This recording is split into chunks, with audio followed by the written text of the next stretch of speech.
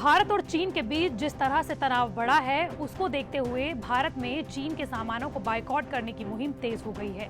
Social media platform पर भी #boycott Chinese product नाम से तमाम तरह के हैशटैग्स चल रहे हैं। लेकिन इसी बीच में ओप्पो कंपनी को अपना नया फोन भारत में लॉन्च करना था। पूरी तैयारियां हो चुकी थी।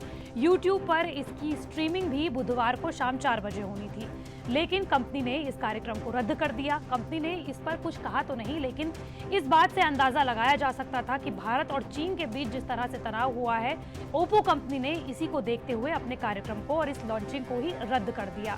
लेकिन मैं आपको बता दूं कि भारत में 100 में से 70 लोग चीन के फोन्स का ही इस्तेमाल करते हैं। नमस्कार, मैं हूं आपके साथ श्रेया बहुगुणा और आप देख रहे हैं न्यूज तक।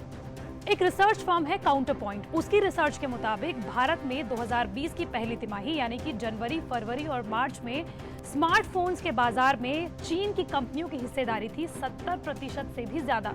इससे आप ये अंदाजा लगा सकते हैं कि चीन का भारत में कितना ज्यादा दबदबा है।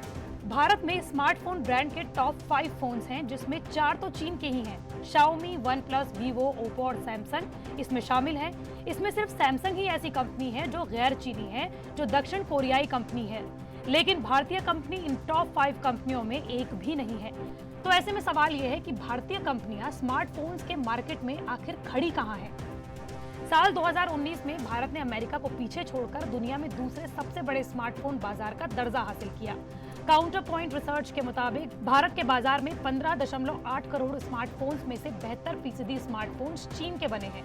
साल 2019 में Xiaomi ने भारत में सबसे ज्यादा 4.36 करोड़ स्मार्टफोन्स बेचे, जो कि किसी मोबाइल ब्रांड का एक साल में सबसे ज्यादा बिक्री का रिकॉर्ड है।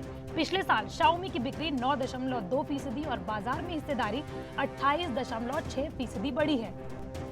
ऐसा नहीं है कि भारतीय कंपनियों ने स्मार्टफोन्स के बाजार में दस्तक नहीं दी, लेकिन चीन की कंपनियों की चकाचौंध में शायद वो भी हल्के पड़ गए। चीन की कंपनी वाले फोन खरीदने की सबसे बड़ी वजह है अफोर्डेबल प्राइस और कम दाम में ज्यादा फीचर। साल 2015 में मेक इन इंडिया कार्यक्रम शुरू हुआ। मकसद था देश में ही प्रोडक्ट की manufacturing.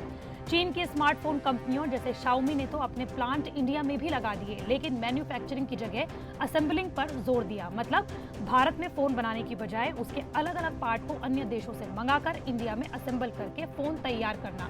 Indian cellular and electronics association के मुताबिक देश में जहां ज्यादातर सेलफोन असेंबल होते हैं, न कि मैन्युफैक्चर।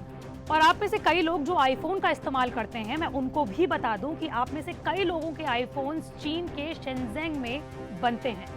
सस्ते श्रम और कम लागत की वजह से एप्पल के ज्यादातर फोन चीन में बनते हैं। हालांकि पिछले कुछ समय में चीन के साथ अमेरिका के रिश्ते और कोरोना का असर इसके कारोबार पर भी पड़ा है। एप्पल भारत में स्मार्टफोन की मैन्युफैक्चरिंग और असेंबल करता है, लेकिन बहुत छोटे पैमाने पर। कोरोना के बाद से एप्पल चीन से अपने प्रोडक्ट प्लांट को भारत में शिफ्ट करने की सोच रहा है। हाल ही में हमने आपको एक रिपोर्ट दिखाई थी कि कैसे बॉलीवुड भी चीन के स्मार्टफोन्स को प्रमोट करता है। हालांकि भारतीय व्यापार संघ ने कटरीना कैफ, रणबीर कपूर, रणवीर सिंह जैसे कलाकारों से खत लिखकर अनुरोध किया है कि सामानों का प्रमोशन न करें। श्री आमिर खान, सलमान खान, सारा अली खान, दीपिका पादुकोण, कटरीना कैफ, बादशाह, सिद्धार्थ मल्होत्रा, रणबीर सिंह, रणबीर कपूर और श्रद्धा कपूर जैसे लोगों से यह आग्रह किया है कि वो, क्योंकि अब तक चीनी ब्रांड की ब्रांडिंग करते आए हैं, फिलहाल वो देश की भावनाओं को देखते हुए चीनी वस्तुओं की ब्रांडिंग को तुरंत बंद करें। हम सब मिलकर के चाइना के खिलाफ इस लड़ाई को जीतेंगे और उसमें देश के सभी वर्गों का एक साथ होना बहुत जरूरी है। लेकिन ऐसा लग रहा है कि भारत और चीन के बीच जो तनाव चल रहा है, उसका असर आम जनता पर अभी तक नहीं पड़ा है। तमाम प्रोटेस्ट चीन के सामानों को खरीदने के खिलाफ हो रहे हैं, लेकिन उसके बावजूद भी अमेजॉन, फ्लिपकार्ट और या फिर MI की खुद की वेबसाइट हो, यहाँ पर इसकी सेल में, स्मार्टफोन्स की सेल में कोई कमी नहीं आई है। मंडे टू फ्राइडे मैं इसी तरह के वीडियो आप तक लाती रहूंगी। अगर आप भी किसी टॉपिक के बारे में जानना चाहते हैं तो कमेंट बॉक्स पर जरूर बताएं।